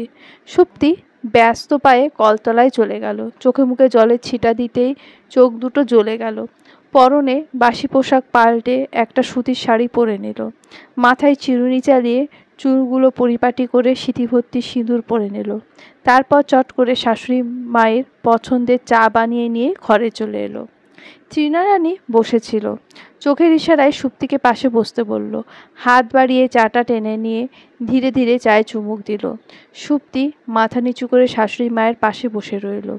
তৃণারানী চাটুকু শেষ করে সুপ্তির দিকে এক পলক তাকালো, বলল, তোমাদের আমি খুশি মনে হানিমুনে ঘুরতে পাঠালাম। জানি ওখানে জঘন্য একটা কাণ্ড ঘটে গেছে। যত যাই হয়ে যাক সুপ্তি, তুমি সত্যি মিথ্যা ঠিক ভুল যাচাই না করে আবিরকে কেন ভুল বুঝলে? আমি তো তোমাকে ম্যাচিওর মেয়ে বলেই জানতাম। আমার ছেলেটা এতটাও খারাপ না সুপ্তি। ও বারবার কেন কষ্ট পাবে বলতে পারো? কি বলবে সুপ্তি? ও নিজেই ভেতরে ভেতরে অনুশোচনায় দগ্ধ হয়ে যাচ্ছে। যতবার আবিরকে কষ্ট দিয়ে বলা কথাগুলো মনে পড়ছে, ততবারই নীরব চোখের জলে বালিশ ভিজে উঠছে। গতকাল থেকে আবিরকে কতবার ফোন দিয়েছে সুপ্তি, ভুলেও ফোন রিসিভ করেনি আবির। ইস, না জানি মানুষটা মনে কত অভিমান অভিযোগ পুষে রেখেছে। কথা বলছো না কেন সুপ্তি? সুপ্তি শাশুড়ি মায়ের এক হাত জড়িয়ে ধরে নিঃশব্দে কেঁদে দিল। বলল, আমার ভুল হয়ে গেছে মা, আমি আপনার কথা রাখতে পারিনি। না চাইতেও তাকে খুব কষ্ট দিয়ে ফেলেছি। আমাকে ওর কাছে নিয়ে চলুন মা, প্লিজ। তৃণারানী সুপ্তির মাথায় স্নেহের হাত বুলিয়ে দিল। গতকাল রাত থেকেই আবিরের মুখটা শুকনো থমথমে। ছেলের করুণ মুখের দিকে তাকানো যাচ্ছে না। মা হয়ে সহ্য করতে পারেনি তৃণারানী, তাই তো ভোরেই রওনা দিয়েছে। সুপ্তিকে নিয়ে তবেই বাড়ি ফিরবে। আবিরটা এত চাবা স্বভাবের হয়েছে, বুকের ভেতর নিঃশব্দে ঘূর্ণিঝড় বয়ে গেলেও মুখ ফুটে কিছুই বলে না। তৃণারানী বলল, আমার ছেলেটাকে আর কষ্ট দিও না সুপ্তি। ওর বুক ফেটে গেলেও মুখ ফুটে না। নিজের কষ্টের কথা কাউকে বলে না জানো। বুকের ভেতর দুঃখ পুষে ঠোঁটের কোণে হাসি ঝুলিয়ে রাখে। তোমাকে ও অনেক বেশি ভালোবেসে ফেলেছে। তোমার অবুঝপনা, ওকে ভুল বুঝে দূরে সরিয়ে যাওয়া ও কিছুতেই মেনে নিতে পারেনি। ফোন দিয়েছিলাম, আজ নাকি শোরুমেও যায়নি জানো। যাই হোক, রেডি হয়ে নাও, খেয়ে দিয়ে রওনা দেব। আর একটা কথা, আমার ছেলের সুখের জন্য আমি সব কিছু করতে পারি সুপ্তি, সব কিছু। শেষের কথাটা একটু গাঢ় কণ্ঠেই বলল তৃণারানী। সুপ্তিরা দুপুরের দিকেই বাসায় পৌঁছে গেল। সুপ্তি সিঁড়ি বেয়ে নিজের ঘরে ছুটে গেল। সারা ঘর, ব্যালকনি, বাথরুম, কোথাও আবিরকে দেখতে পেল না। সুপ্তির মনটা খারাপ হয়ে গেল। ব্যালকনিতে দাঁড়িয়ে টিয়া পাখির খাঁচা ধরে বলল, আবির কোথায় বিবিসি? টিয়া পাখি সুপ্তিকে দেখে মনের সুখে ডানা ঝাপটালো। চোখ ঠোঁট নেড়ে বলল, আবিরের মন খারাপ, আবিরের মন খারাপ। সুপ্তি টিয়া পাখির খাঁচার সাথে মাথা ঠেকিয়ে বিড়বিড় করে বলল, আমারও অনেক মন খারাপ বিবিসি। শুয়ে বসে সুপ্তির একটুও সময় কাটছে না। সুপ্তি গোছানো ঘর এলোমেলো করে আবার গোছালো। তারপর সময় নিয়ে স্নান করলো। একটা লাল টুকটুকে শাড়ি এক প্যাচে দিয়ে পরলো। ব্যালকনিতে গিয়ে সাজের সামগ্রী নিয়ে হাঁটু মুড়ে বসে পড়ল। ভেজা চুল দিয়ে টপটপিয়ে জল গড়িয়ে পড়ছে। পায়ে সুন্দর করে আলতা পরে, চোখে মোটা করে কাজল টেনে নিল। চওড়া সিঁথি ভর্তি মোটা করে সিঁদুর পরে কপালে একটু বাঁকা করে টিপ পড়ল। ঠোঁটে লিপস্টিক দিতে গিয়েও কি মনে করে লিপস্টিক রেখে দিল। শুদ্ধ সুন্দর করে ঠোঁট দুটো এঁকে নিল। চুলে জল মুছে চুলগুলো শুকিয়ে নিল। তারপর মাথায় হাত খোপা করে খোপায় এক মুঠো বেলি ফুল গুজে দিল। বাইরে চোখ পড়তে দেখলো সন্ধ্যা ঘনিয়ে রাত নেমে গেছে। তারপর ঘর অন্ধকার করে ব্যালকনিতে চুপটি করে বসে রইল। তৃষ্ণার্ত দুই নয়ন চাতক পাখির মতো আবিরের ফেরার প্রহর গুনছে। আবির এলো রাত 11টার দিকে। সচরাচর এত রাত করে বাড়ি ফেরে না আবির। সুপ্তির সাথে থাকতে থাকতে অভ্যাস খারাপ হয়ে গেছে। খালি ঘরে একদম মন টেকে না, ঘুমও আসে না সহজে। মা তো ভোরে বলল সুপ্তিকে আনতে যাচ্ছি। মেয়েটার যা জেদ, এত তাড়াতাড়ি আদেও ফিরবে নাকি কে জানে। এক মনে বলে সুপ্তি ফিরেছে, অন্য মন বলে ফেরেনি। এত রাতে বাড়ি ফিরে কাউকে দেখতে পেল না আবির। শুধু বুয়া দরজা খুলে দিল। ভাত দেবো দাদা ভাই? দাও। মা কোথায়? মনে হয় ঘুমিয়ে পড়েছে। ও, তার মানে সুপ্তি ফেরেনি। আবিরের মনটা খারাপ হয়ে গেল। হাত মুখ ধুয়ে ভাত খেতে বসলো। কয়েক গাল খেয়ে হাত ধুয়ে উঠে পড়ল। আর খেতে ইচ্ছে করছে না। এলোমেলো পায়ে ঘরে চলে গেল। ঘরটা ঘুটঘুটে অন্ধকার। ঘরের লাইট জ্বেলে দিতেও ইচ্ছে করল না। ফোনের লাইট জ্বালিয়ে দরজা আটকে দিল। তারপর নিঃশব্দ পায়ে ব্যালকনিতে চলে গেল বিপিসির সাথে দেখা করতে। আশ্চর্য, আজ ব্যালকনির লাইটটাও কেউ জ্বেলে দেয়নি। ব্যালকনির টিমটিমে হলদে লাইট জ্বেলে দিতেই সামনে স্বয়ং সুপ্তিকে আবেদনময়ী রূপে দাঁড়িয়ে থাকতে দেখে বাকরুদ্ধ হয়ে গেল আবির। মাথা ঝিমঝিম করে উঠল। বুকের ভেতরে একটা কোমল হৃদয় আছে। সেই হৃদয়ে নিঃশব্দে কম্পন ধরে গেল। পা দুটো অসম্ভব কাঁপছে। ভুল দেখছে না তো আবির? নাকি জেগে জেগে স্বপ্ন দেখছে? সুপ্তি ধীর পায়ে ফ্লোরে আলতারঙা ছাপ ফেলে হেঁটে এলো। আবিরের খুব কাছে দাঁড়িয়ে একটু উঁচু হয়ে আবিরের এলোমেলো চুল ঠিক করে দিল।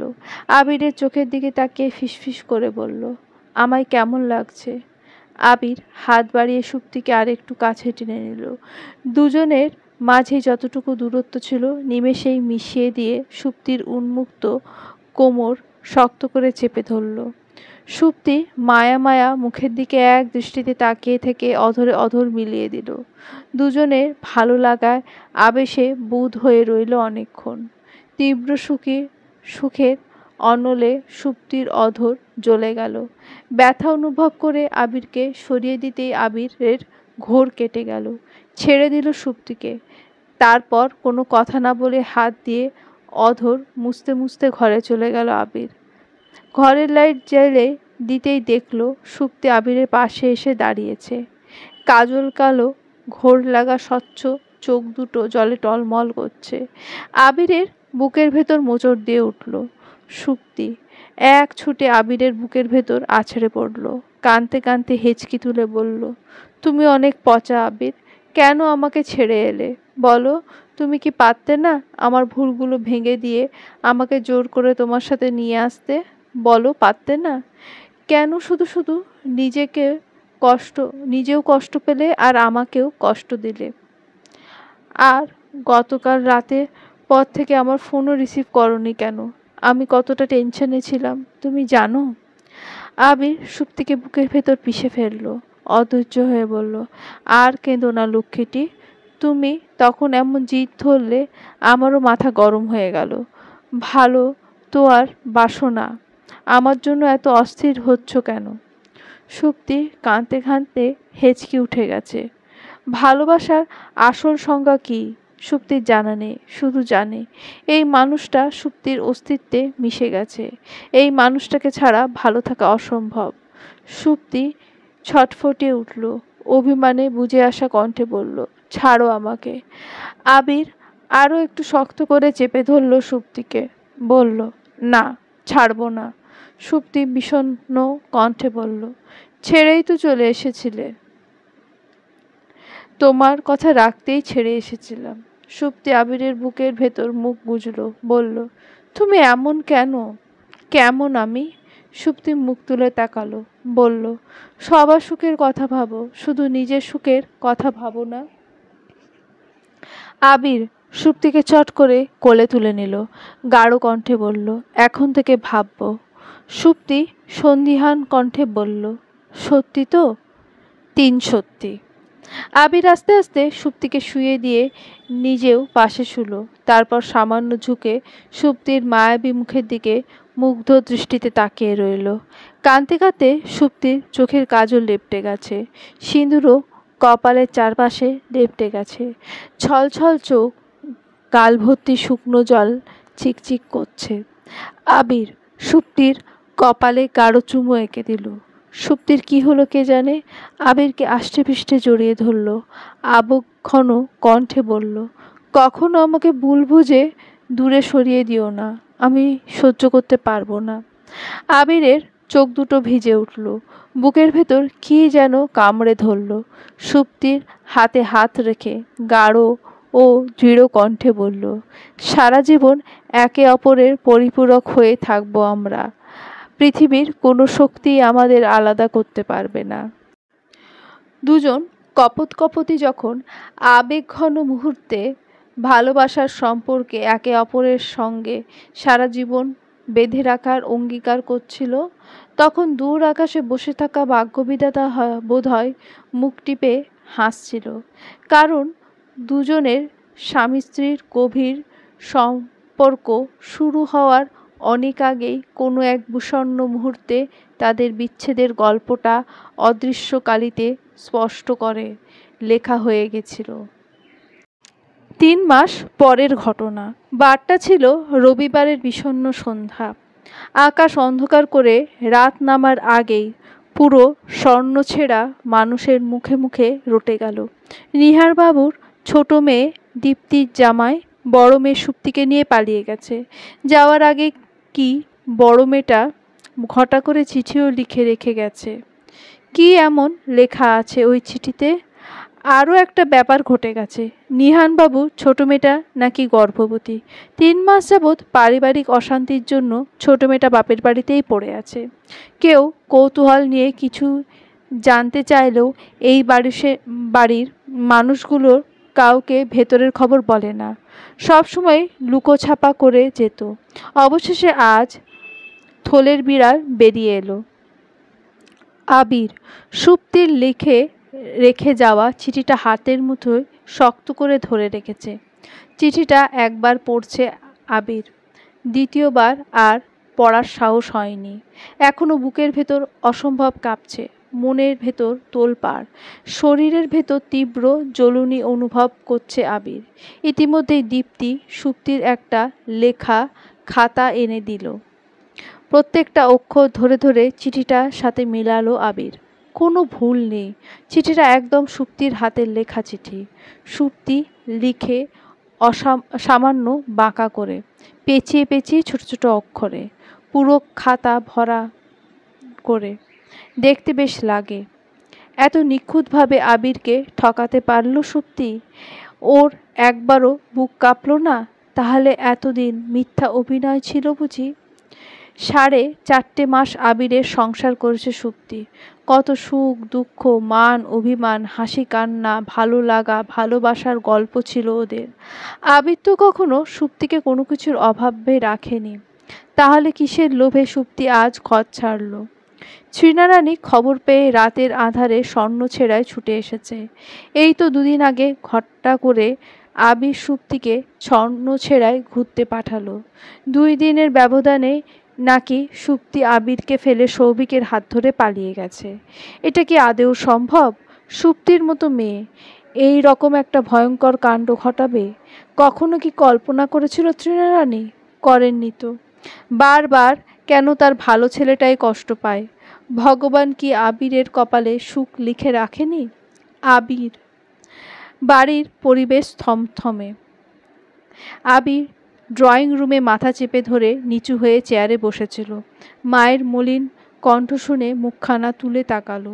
কি করুণ চাউনি। তৃণা রানী ছুটে এলো, আবিরের মুখোমুখি দাঁড়িয়ে কাঁধে এক হাত রাখলো, অস্ফুট স্বরে বলল, এসব কি শুনছি বাবা? আবির বসা অবস্থায় মাকে জড়িয়ে ধরে হাউ মাউ করে কেঁদে দিল। অনেকক্ষণের আটকে রাখা কান্নাটা মায়ের স্নেহের স্পর্শ পেয়ে চোখের জল হয়ে বেরিয়ে যাচ্ছে। আবির ঠিক কবে পাগলের মতো হাউমাউ করে কেঁদেছিল তৃণা রানীর মনে পড়ে না। বড় হওয়ার পর কখনো আবিরকে এতটা ভেঙে পড়তে দেখেনি তৃণা রানী। ছেলেকে এতটা ব্যাকুল হয়ে কাঁদতে দেখে কষ্টে তৃণা রানীর বুক ফেটে গেল। নিজেও ফুপিয়ে কেঁদে দিল। ছেলের মাথায় স্নেহের হাত বুলাতে বুলাতে বলল, শান্ত হ বাবা, তুই আমার ছেলে, তোকে এত ভেঙে পড়লে চলে? আবির ভেঙে আসা গলায় বলল, কিসের কমতি রেখেছিলাম মা আমি ওকে? ও কেন আমাকে এভাবে ছেড়ে গেল? আমি সহ্য করতে পারছি না মা, আমার বুকের ভেতর জ্বলে পড়ে যাচ্ছে। এর থেকে ও আমাকে একটু বিষ খাইয়ে মেরে রেখে যেত। ওর সুখের জন্য আমি হাসতে হাসতে মৃত্যু যন্ত্রণা সহ্য করে নিতাম। আমি ওকে ছাড়া বাঁচতে পারবো না মা, আমার শক্তিকেই লাগবে। ওকে প্লিজ এনে দাও তুমি। কাঁদে না বাবা, তোর কোথাও ভুল হচ্ছে না তো? আবিরের হাত ধরে রাখা চিঠি তৃণা রানীকে পড়তে দিল। তৃণা রানী চোখের জল মুছে আবিরের পাশে বসলো, তারপর চিঠির ভাঁজ খুলে পড়তে আরম্ভ করলো। আবির, প্রথমেই সরি তোমাকে ফেলে চলে যাওয়া, জানি আমার উচিত হবে না, তবু উপায় নেই, কারণ তুমি আমার স্বপ্নপুরুষ নও। আমি ভালোবাসি সৌভিককে, ঠিক তুমি যেমন এক দেখায় আমাকে ভালোবেসে ফেলেছ, আমিও তেমন সৌভিককে এক দেখায় ভালোবেসে ফেলেছি। ভেবেছিলাম তোমাকে বিয়ে করলে ওকে ভুলে যাব। আমি ব্যর্থ। দিন শেষে সৌভিককে এক সেকেন্ডের জন্য ভুলতে পারিনি। প্রথম প্রেম, প্রথম ভালোবাসা এত সহজে ভোলা যায় না আবির। তোমার সাথে দিনের পর দিন ভালোবাসার সুখে থাকার অভিনয় করে আমি বড্ড হাঁপিয়ে উঠেছিলাম।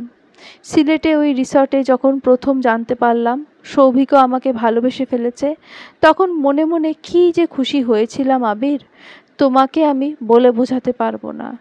সেদিন তুমি যদি ভুল করেও আমার চোখের দিকে গভীরভাবে এক পলক তাকাতে, ঠিকই আমার মনের ভেতরে কী চলছে চট করে ধরে ফেলতে পারতে। তোমার সাথে কাটানো সময়গুলো সত্যি আমি বড্ড উপভোগ করেছি। তুমি একজন সুপুরুষ, প্রত্যেকটা মেয়ের স্বপ্নপুরুষ তুমি। আফসোস, শুধু আমার স্বপ্নপুরুষ হতে দেরি করে ফেললে। তুমি শোরুমে চলে যাওয়ার পরই প্রায় আমি সৌভিকের সাথে ফোনে গল্প করতাম। ওর প্রমোশনের জন্য অপেক্ষা করছিলাম। কথা ছিল সৌভিকের প্রমোশন হয়ে গেলে আমাকে নিয়ে যাবে। সুযোগটা যে এত তাড়াতাড়ি এসে যাবে আমি ভাবিনি। সৌভিক এতটাও খারাপ না আবির। আসলে ও আমাকে তোমার সাথে একদম সহ্য করতে পারতো না, তাই দীপ্তির সাথে একটু বেশিই খারাপ ব্যবহার করে ফেলেছিল। ছোটবেলা থেকে আমার সব কিছু দীপ্তি নিয়ে নিত, না দিতে চাইলে জোর করেই নিত। আমার প্রথম খুব মন খারাপ হতো, এখন সয়ে গেছে। কিন্তু ওর জীবনের সবচেয়ে দামি জিনিসটা যে না চাইতে আমি সারা জীবনের জন্য পেয়ে যাব স্বপ্নেও ভাবিনি। তুমি মন খারাপ করো না আবির, আমি মন ভরে আশীর্বাদ করি। তুমি আমার থেকেও শত গুণ ভালো কাউকে পাবে। তার জীবনে তুমি সত্যিকারের দ্বিতীয় বসন্ত হয়ে আসবে। আমাকে খোঁজার বৃথা চেষ্টা করো না। ভালো থেকো আবির। ইতি সৌভিকের সুক্তি। পুরো চিঠিটা পড়তে গিয়ে রাগে দুঃখে ক্ষোভে তৃণা রানীর শরীর জ্বলে গেল। দাঁতে দাঁত চেপে বলল, বেঈমান, স্বার্থপর, অকৃতজ্ঞ। সুবর্ণা রানী চোখের জল মুছে বলল, পর কখনো আপন হয় না। সুপ্তিকে আমি নিজের পেটের মেয়ের মতো আদর যত্ন করে পেলে পুষে বড় করেছি, অথচ মেয়েটা আমার পেটে ছুরি মেরে চলে গেল। দীপ্তির এখনো ছাড়াছাড়ি হয়নি। দীপ্তির পেটে ওই অমানুষটার বাচ্চা। মেয়েটা আমার অতিশোকে পাথর হয়ে গেছে। তৃণা রানী বলল, ঘুরাক্ষরেও বুঝিনি মেয়েটার পেটে পেটে এত শয়তানি। কি ভালো মানুষের মুখোশ পরেই না থাকতো বেঈমানটা। আবির স্তব্ধ হয়ে বসে আছে। চোখের জল শুকিয়ে গেছে, মাথা এলোমেলো, নাজুক মন, অশান্ত হৃদয়। সুপ্তির আকস্মিক চলে যাওয়াটা কিছুতেই মেনে নিতে পারছে না। তৃণারানী ফোনে সৌভিকের মাকে ইচ্ছেমতো বকল, সব সম্পর্ক ছিন্ন করে ফোন রেখে দিল। সুমিত্রা নাকি জানতো না সৌভিক সুপ্তিকে নিয়ে পালিয়ে গেছে। তৃণারানীর মুখেই প্রথম শুনল। তৃণারানী বলল, জানবে কিভাবে? ছেলেটাকে তো মানুষ করতে পারোনি, তৈরি করেছো কুলাঙ্গার। ভালো মানুষের বাচ্চারা কখনো পরের বউ নিয়ে ভেগে যায় না। ছেলে ঠিক তোমার মতোই হয়েছে, অমানুষ সাইকো একটা। দীপ্তির ভেতরে সৌভিকের জন্য কোনো শোক তাপ নেই, কষ্ট হচ্ছে দিদির জন্য। তার এত বুদ্ধিমতী বোনটা শেষে কিনা পচা শামুকে পা কাটল। আহারে। আবিররা চলে যেতেই দীপ্তি ঘরে গিয়ে ধীরে ধীরে শুয়ে পড়ল। আবির দাদার হাউমাউ করে কান্না করার শব্দ দীপ্তির চোখে ভাসছে। না চাইতেও এক হাত পেটে চলে গেল। এই পেটে ভেতর ওর কুলাঙ্গারের বাচ্চাটা একটু একটু করে বেড়ে উঠছে। সুবর্ণা রানী মেয়ের পাশে বসলো, মাথায় আলতো করে হাত বুলিয়ে দিয়ে বলল, কি ভাবছিস মা? দীপ্তি পেতে হাত বুলিয়ে দীর্ঘশ্বাস ফেলে বলল, খুব শীঘ্রই ডাক্তারের কাছে যাব মা, বাচ্চাটা রাখতে চাচ্ছি না। সেই বরং ভালো, শুধু শুধু আপদ রেখে কি করবি? সাইকোর বাচ্চা সাইকোই হবে। কথাটা শুনতে খারাপ শোনালো। সব বাচ্চা বোধহয় বাবা মায়ের মতো হয় না, কিছু বাচ্চা ব্যতিক্রমও হয়। কিন্তু এই মুহূর্তে মায়ের সাথে তর্ক যেতে ইচ্ছে করল না। আবির সুপ্তির বিহীন খালি ঘরে ঢুকতেই বুকটা হু হু করে উঠল, হতাশায় ঘিরে ধরল। এই ঘর, এই বিছানা, এই ব্যালকনি, সুপ্তির সাথে কত আবেগঘন ভালোবাসার চরম মুহূর্ত কাটিয়েছে আবির। আজকের পর থেকে এই ঘরে এসেই সুপ্তির স্নিগ্ধ মায়াবী মুখখানা আর দেখা হবে না। সুপ্তির সাথে মন খুলে কথা বলা হবে না। আবিরের চোখ দুটো ভিজে উঠল। ফ্লোরে গিয়ে টান টান হয়ে শুয়ে পড়ল। শার্টের হাতায় চোখের জল মুছে বিড়বিড় করে বলল, নারী তুমি ছলনাময়ী, এতটা নিষ্ঠুর ভাবে না ঠকালেও পারতে সুপ্তি। আমি তোমাকে ছাড়া ভালো নেই, একদম ভালো নেই। আমার ভেতরটা জ্বলে পুড়ে ছারখার হয়ে যাচ্ছে। এই অসহ্য ব্যথা, তীব্র দহন আমি এখন কাকে দেখাবো সুপ্তি? ভালো লাগে না আর। এত কেন মায়া? তবু মনে হয় তোমায় ছাড়া বাঁচব না। শেষের 4টে লাইন গুনগুন করে আওড়ালো আবির। গলায় সুর নেই। আবির উঠে দাঁড়ালো, ছুটে গিয়ে আলমারি থেকে সুপ্তির শাড়িটা টেনে বের করলো। শাড়িটা বুকের ভেতর উন্মাদের মতো জড়িয়ে ধরে নাক দিয়ে সুপ্তির শরীরের মেয়েলি ঘ্রাণটা টেনে নিল। অস্ফুট স্বরে বিড় করে বলল, এই তো শাড়িতে আমার সুপ্তির শরীরে ঘ্রাণ লেগে আছে। আমি মনে ভরে তোমার শরীরে ঘ্রাণ শুকছি, অথচ তোমাকে একটু ছুতে পাচ্ছি না কেন সুপ্তি? তুমি কেন আমাকে ছেড়ে চলে গেলে? কিসের কমতি রেখেছিলাম আমি তোমাকে? আবির দৌড়ে ব্যালকনিতে চলে গেল। টিয়া পাখির খাঁচাখানা শক্ত করে চেপে ধরে করুণ কণ্ঠে বলল, এই বিবিসি, এই তোকে আমি খাঁচায় বন্দি করে রাখি দেখে তুই আমাকে মনে মনে অভিশাপ দিয়েছিস, তাই না? আবির ব্যস্ত হাতে খাঁচা খুলতে চোখের জল ফেলে বলল, আর রাখবো না বিবিসি, তোকে আমি চিরতরে মুক্তি দিয়ে দেব। আজকের পর থেকে তুই মনের সুখে আকাশে উড়বি, কেউ তোকে বাধা দেবে না। আমি যাকেই ভালোবেসে আটকে রাখতে চাই সেই আমাকে ছেড়ে পালিয়ে যায়। সুপ্তি আজ কি করেছে জানিস বিবিসি? আমাকে নিঃস্ব করে দিয়ে ওই সাইকো সৌভিকের কাছে চলে গেছে। আরে আমার ভাই, আমার ছোট ভাইয়ের সাথে পালিয়ে গেছে। সুপ্তি তো জানতো সৌভিক একটা খারাপ লোক, তারপরও কেন সৌভিকের হাত ধরেই পালিয়ে গেল বলতো? ওকে যদি জোর করে ধরে নিয়ে যেত, আমি এতক্ষণে পুরো পৃথিবী তোলপাড় করে ফেলতাম। সুপ্তিকে জোর করে নিয়ে যায়নি জানিস, সুপ্তি নিজের ইচ্ছেতে চলে গেছে। আমার হাতে ধরে রাখা চিঠিটা দেখ, এই চিঠি সুপ্তির লেখা। আমি কতভাবে চিঠিখানা মেলানোর চেষ্টা করলাম, শুধু একটা বার সুপ্তির হাতের লেখাটুকু ভুল প্রমাণ করতে, ভুল হলোই না। পাপড়ি চলে যাওয়ার সময় তো আমার এত কষ্ট লাগেনি রে, তাহলে সুপ্তির বেলায় এত কষ্ট লাগছে কেন? ভালোবাসি বুঝি? বেঈমানটা আমার ভালোবাসা বুঝলই না। সত্যিকারের ভালোবাসা পায়ে ঠেলে ছুটে গেল মিথ্যে মরীচিকার পেছনে। একদিন বুঝবে, সেদিন না অনেক দেরি হয়ে যায়। সবচেয়ে মজার ব্যাপার কি জানিস বিবিসি? ওর মনে সৌভিক প্রথম থেকেই ঘাপটি মেরে বসেছিল। আমি না বুঝতেই পারিনি। এত নিখুঁত ভালোবাসার অভিনয় করতে আমার সাথে ছলচাতুরি ধরবো কিভাবে? আমি ওকে বিশ্বাস করে বাজেভাবে ঠকে গেলাম রে। তোকে আমি আর আটকে রাখবো না বিবসি, তুইও তোর আপন ঠিকানায় চলে যা। আবির চোখের জল মুছে জানলা খুলে টিয়া পাখিকে ছেড়ে দিল। টিয়া পাখি ডানা ঝাপটে আবিরের মন খারাপ বলতে বলতে মুক্ত আকাশে উড়াল দিল। বন্দি জীবন থেকে মুক্তির স্বাদ পেতে কে না চায়, হোক মানুষ কিংবা পশু পাখি। বিবিসি চোখের আড়াল হতেই আবিরের বুকের ভেতর পুড়ে গেল। সেই ছোট্ট বিবিসিকে পেলে পুষে বড় করেছে আবির। সেই পাখিটা আজ কত সহজে ছেড়ে দিল। নতুন গাছে ফুল এসেছে, টকটকে লাল রঙা গোলাপ ফুল। আবির ফুলের একটা কাঁটা ছিঁড়ে হাতে ফুটিয়ে দিল। হাতে ফিনকি দিয়ে রক্ত বের হলো। সুপ্তির চিঠিখানা মেলে ধরে রক্ত দিয়ে বড় বড় অক্ষরে সুপ্তির নাম লিখল আবির। হাতে চিনচিনে ব্যথা, মনের ব্যথা যেখানে পাহাড় সমান, শরীরের ব্যথা বোধহয় সেখানে বেবানান। চোখ দুটো বন্ধ করতেই সুপ্তির হাসি হাসি মায়াবী মুখখানা মানসপটে ভেসে উঠল। ঠোঁট দুটো নেড়ে অস্ফুট স্বরে বিড়বিড় করে বলল, ছেড়েই যখন যাবে এতটা কাছে না আসলেও পারতে সুপ্তি। তোমার আমার বিচ্ছেদই যদি হওয়ার ছিল, মিলনটা এত মধুর না হলেও পারত। চলবে।